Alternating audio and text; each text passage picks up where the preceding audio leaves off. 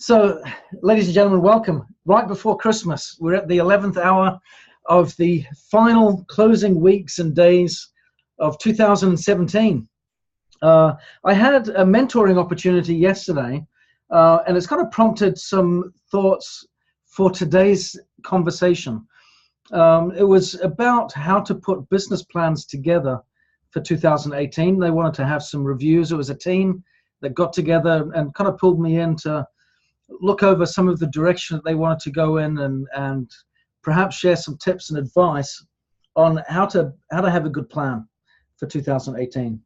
I want to share just a few bullet points from that conversation, and maybe I'll link into this with Dave Johnson's permission in Salt Lake City in January when we get together there, because I do think that is deliberately placed at the beginning of the year for a reason. Now, ideally, in conventional business, it would make sense that we're putting our business plans for next year together long in advance of this date. Having said that, we are small business owners, many of us that listen and participate in these calls, and we don't necessarily need months and months of putting together extensive IT strategies or financial infrastructures or what have you to build out our businesses. We've got some benefits there because Nikan takes the brunt of that on our behalf. That's the wonderful perk of being in network marketing, isn't it? And being partnered up with Nikan. They do the heavy lifting and we get to do the fun stuff.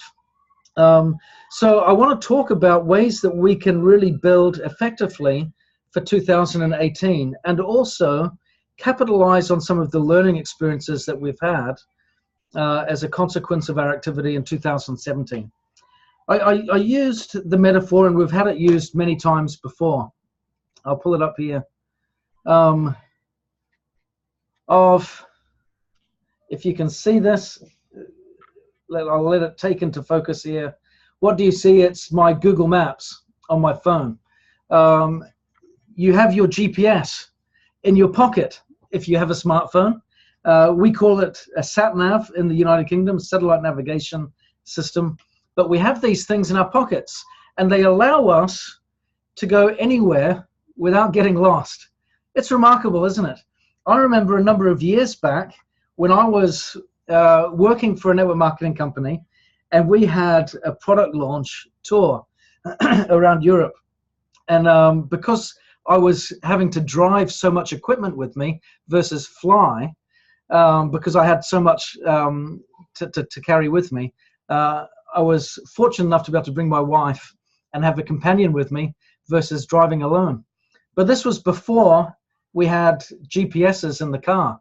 And I drove from the northwest of England through the south, through the tunnel, through France, up through Belgium, across through Germany, and back again. We drove all the way from our place to Berlin and home on this tour, and we did it with maps, not GPSs.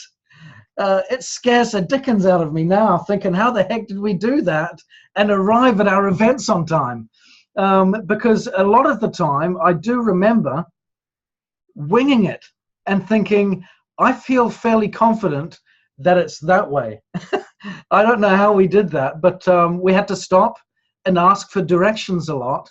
It wasn't always convenient. It was a little bit intimidating, but we didn't always quite have the confidence that we knew where we were going.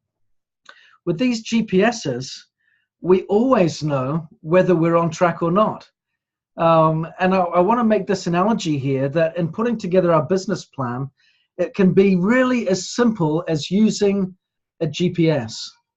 What do we do with our GPS? First of all, it asks you to put in an address. Where do you want to go? It requires you to be specific. I could say, I want to go to Baker Street. But that's not enough, is it? If I put in Baker Street, I could end up in London, or I could end up in Manchester. I could end up in a number of different cities. So I need to put the city, and I would need to put the postcode or zip code as well to make sure that we really nail it down tight to the exact location we want to get to. The next thing that it asks you for is your current location. Where is it you're currently at? And it requires the same things. The excuse me, the address, the city, and the zip code. It's really important to be specific, isn't it, on those things?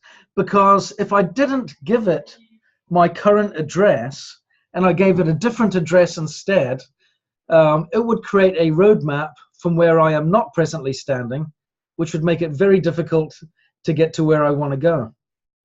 So let's translate that then to a business plan for Nikan.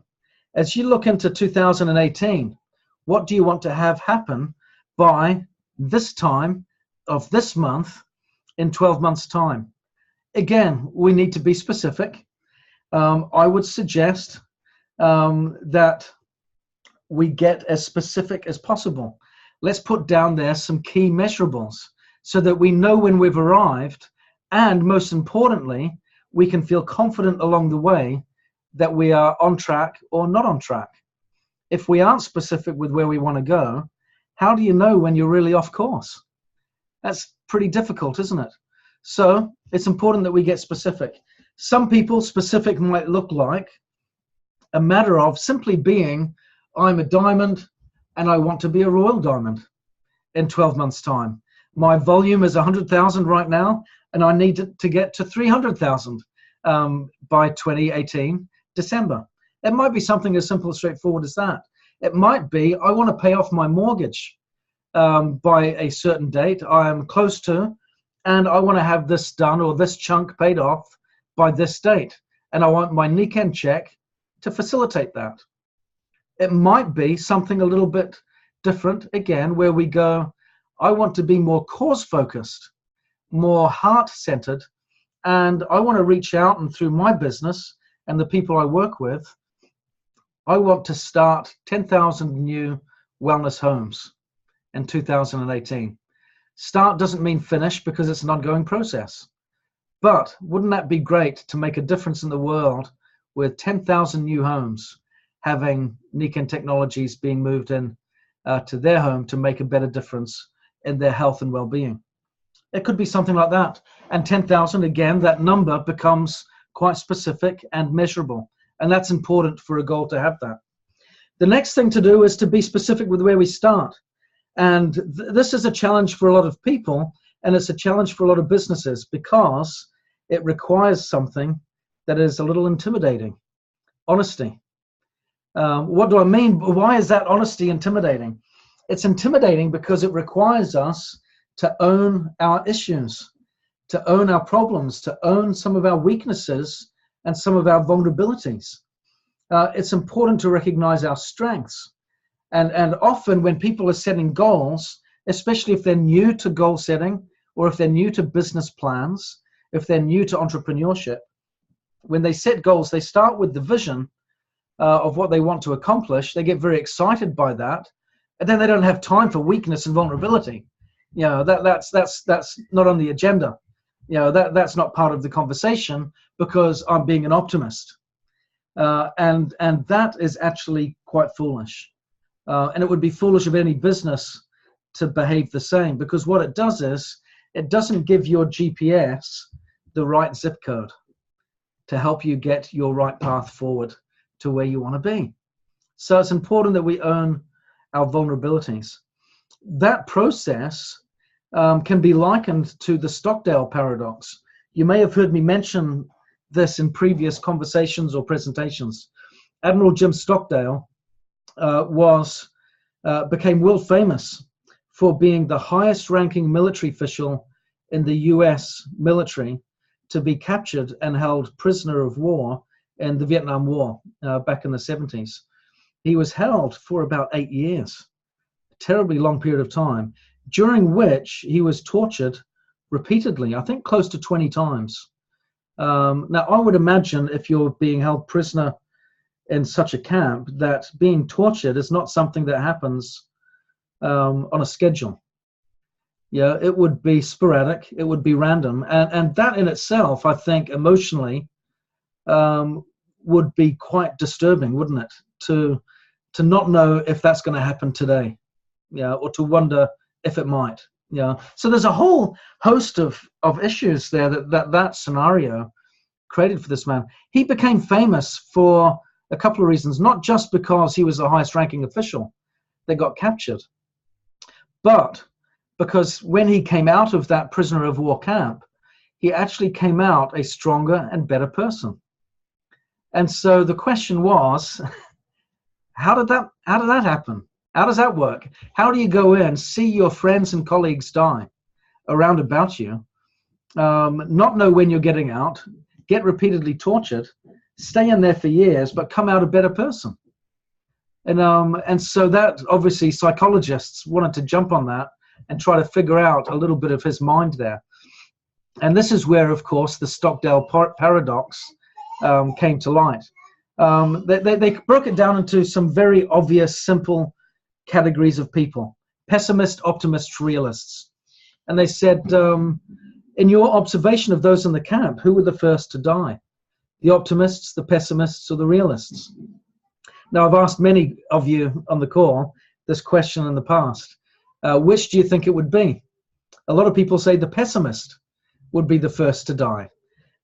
He said it was the optimist. The optimist would be the first. They would be, but he said, because they would say, it's all right, we'll be out for Thanksgiving. And then Thanksgiving would come and go and they wouldn't get out. It's okay, don't worry, hang in there. We'll be out for Christmas.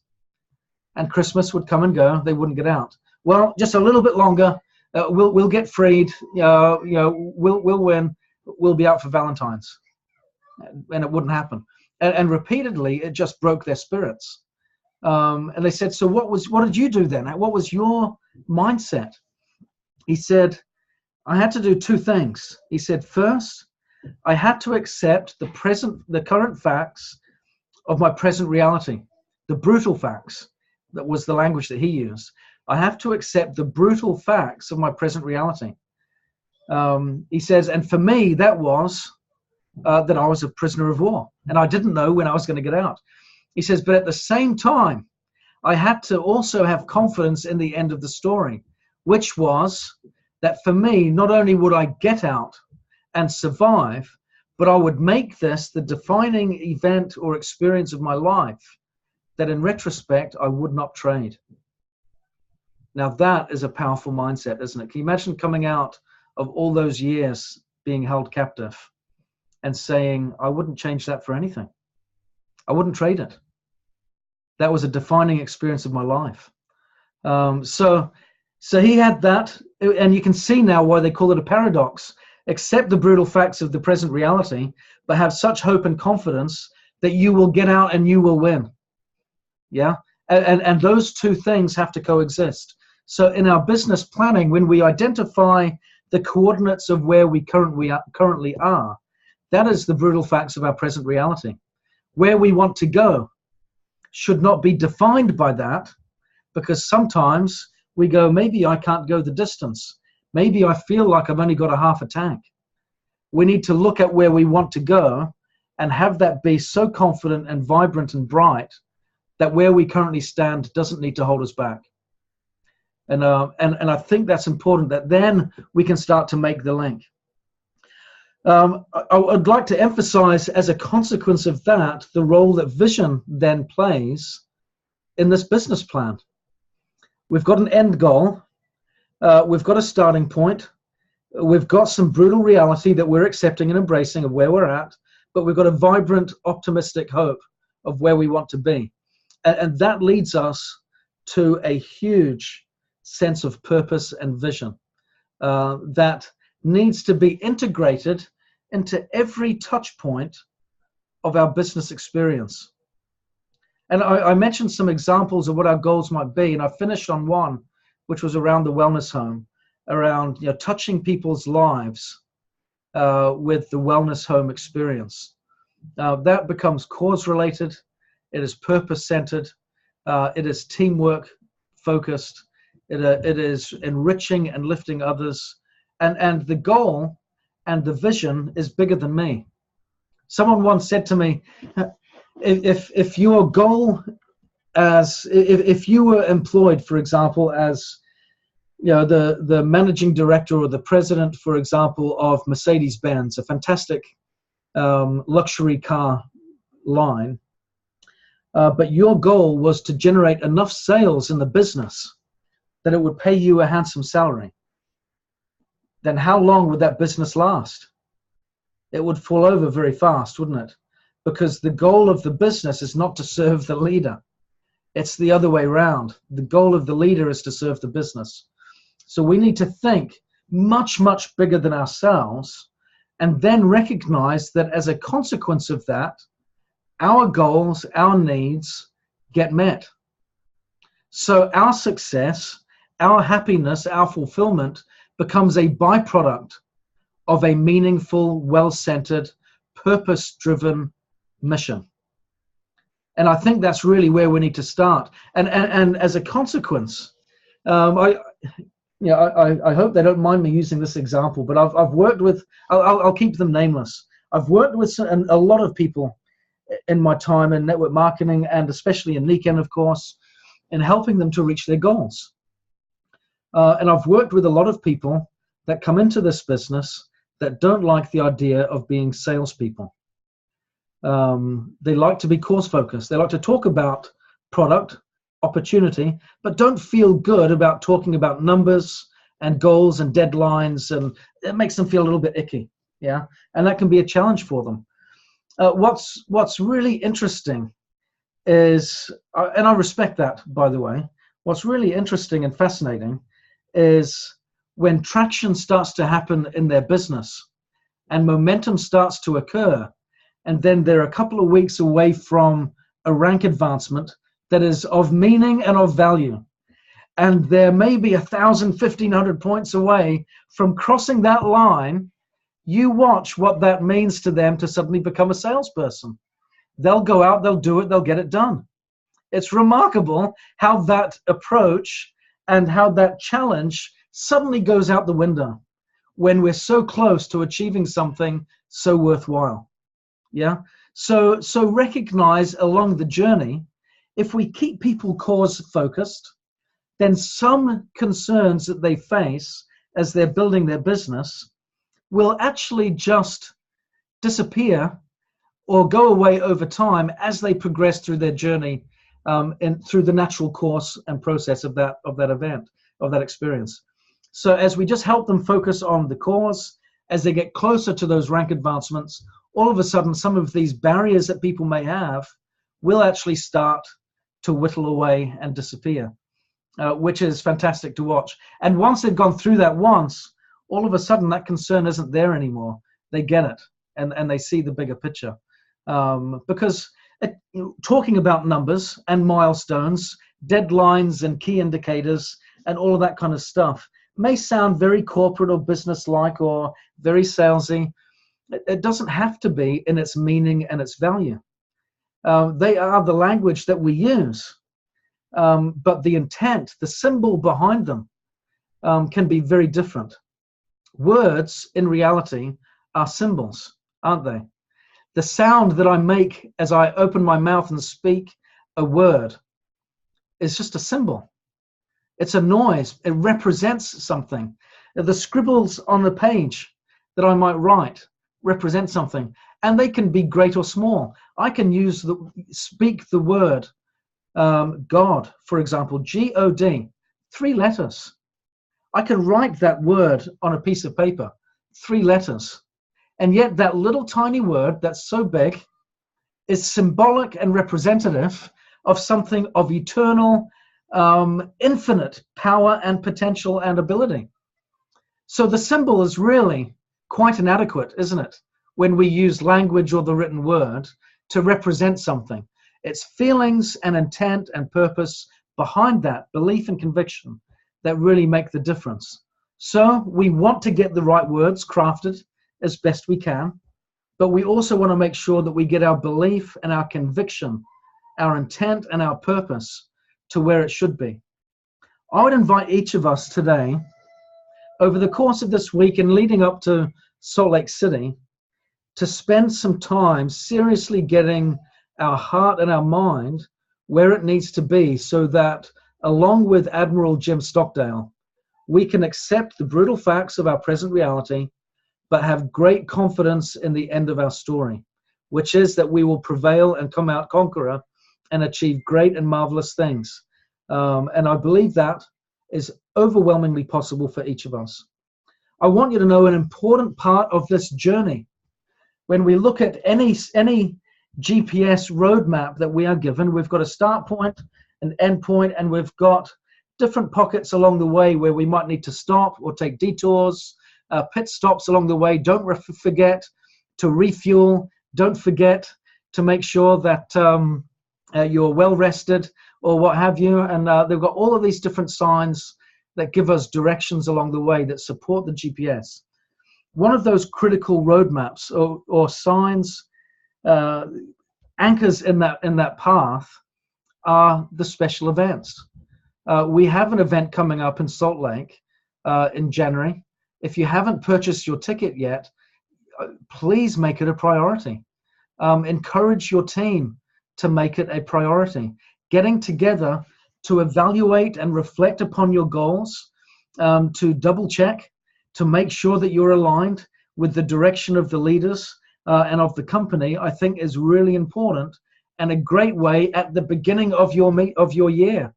There would be nothing worse than to be going from here to there, and instead of going in that direction, we immediately start off going that way. And then we have to reroute ourselves back and then get ourselves back on track. Let's save ourselves the task of rerouting by getting to those main events throughout the course of each year to help us make sure that we're on track, that we're staying on track, and that we're on focus with where we need to be. So get those tickets, make sure that it counts, come along, get your team out to participate together, because we cannot achieve that overwhelming vision if we're doing it by ourselves in isolation. It cannot work that way. We can change the world one person at a time, but let's go out there and get as many people working with us to have that same cause. And doing that, we can have a great result. Ladies and gentlemen, brings us to the end of this meeting. I am going to suggest that next week will be December 26th. Not a wise time to be having meetings. We should be having time with our family and loved ones. So we will not have this meeting next week. So please note that in your diaries. Please share it with your team members. This will not be taking place next Tuesday. It'll be a week off. So I wish everyone a happy Christmas and a festive new year as well. And we'll speak to you very soon. Take care, everyone. Bye-bye.